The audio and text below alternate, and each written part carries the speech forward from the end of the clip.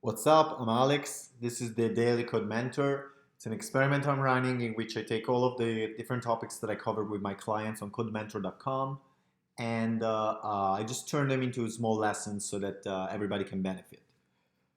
That said, if you have a specific issue, just shoot me a text over at Codementor. My name is Alessandro Valerani. You're going to find the link in the description.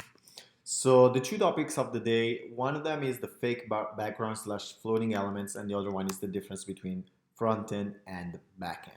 So floating backgrounds and floating elements. So sometimes you may find yourself in a situation in which you have, for example, a background, just a simple color or an image, and then you have some sort of layer that would act on top of it, and that maybe it needs to be resized on specific requirements, or it needs to have a specific position.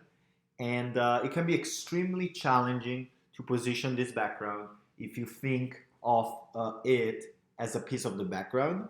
So my advice for you is whenever you have this extra piece of or an extra layer, you want to think exactly just like in Photoshop. You want to think in layers. So you want to have your background color or background image, and then on top of that, you're going to have your background layer, and then as a sibling to the background layer, you're going to have the exact content. So let me show you a couple examples that I worked on. The first one is from hubmade.com. And as you can see, we have a gradient background, and then we have these big icons here. So to put the big icons inside of the gradient wouldn't necessarily work because we need to be able to account for many viewports. So that's not a strategy. The strategy is to put the background, the gradient, again, the background color, the gradient, inside of the actual, inside of a sibling actually, that is absolutely positioned so that it will move in a way that is dynamic. And then you can have the first BG, this big element, and this other big element on the right, you can have it as siblings, and they're all gonna be siblings of the actual content. Okay, so if I were to group the content together, I can have a div that contains either logo, my CTA, team, advisor, etc. I will group them inside of a content, and you could argue that that will be a sibling of the background and the gradient. So in a way, this background is an illusion that is done thanks to position absolute and Z index. A second great example that I worked on, and I'm going to refresh so that it looks even cooler, is the how it works page for beta.hubmade.com. And in this page, we have a canvas that will take all of these elements that are here, okay, and it will draw this line that it will get in the center of the image and in the center of this other image. So this is literally, you could resize this on desktop sizes, and it will rerun the math for you. So let's say we go to 2020, just for the meme, and it's gonna resize for you. It's gonna do the math for you. It's gonna calculate it again, and it's gonna figure it out for you. So the way I did this is I positioned the canvas absolutely. So as you can see, it's basically on top of the whole container. So we have a container for all the slides. Okay, this container for all the slides. Then we have the canvas, which is absolutely positioned. And then I have my slides, okay? So basically the canvas is on top of them. And then any element that I needed to put below the bar, I would put below, which is basically no element. And every element that I had to put above, I would just add a Z index or position relative. And it actually turns out that I think only the numbers needed the position relative to be above them, while this section of text would just come above of the canvas anyway.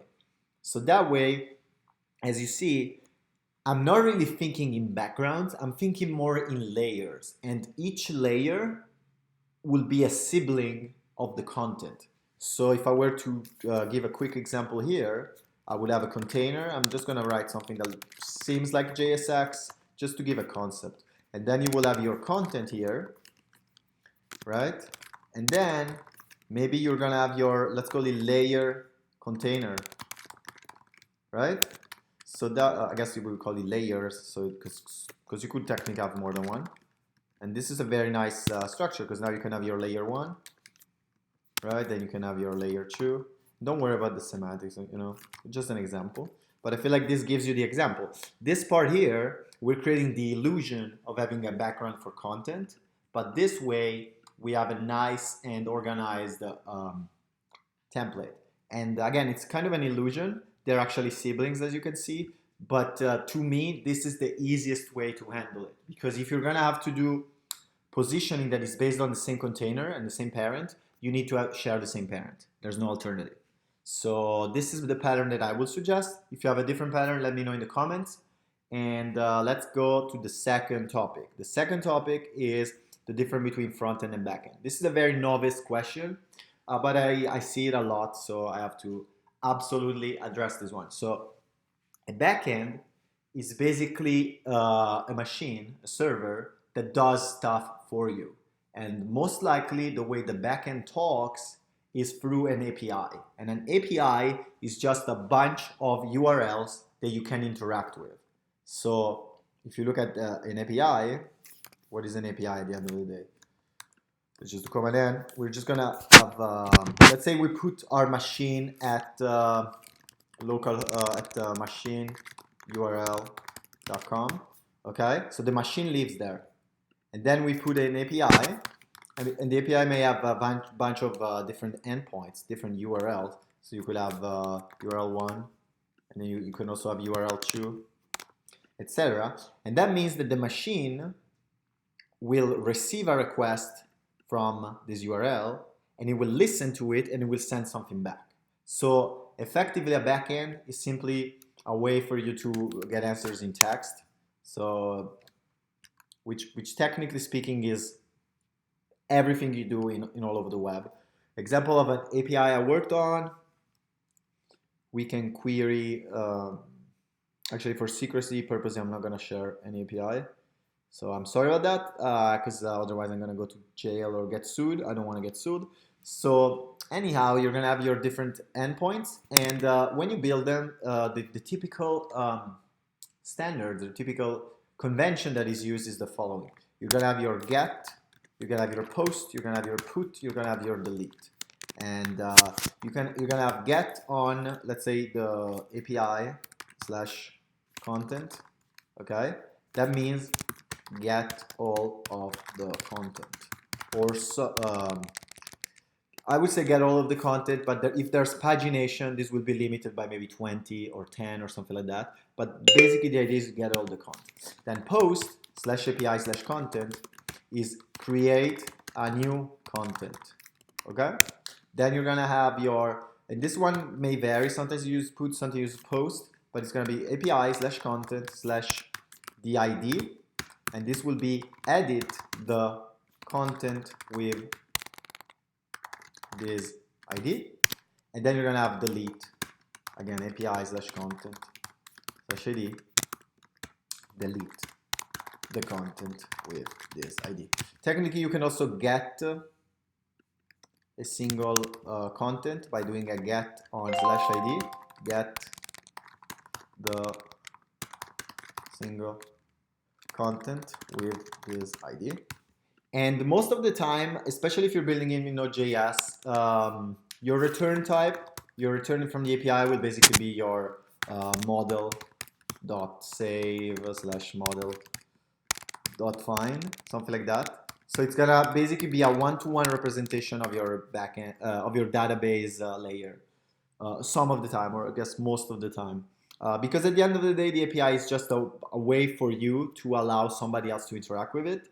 And when you build the API, you don't even need to build a client for it. You can just use Postman, which is basically a headless browser. Because effectively, if I go to https://google.com,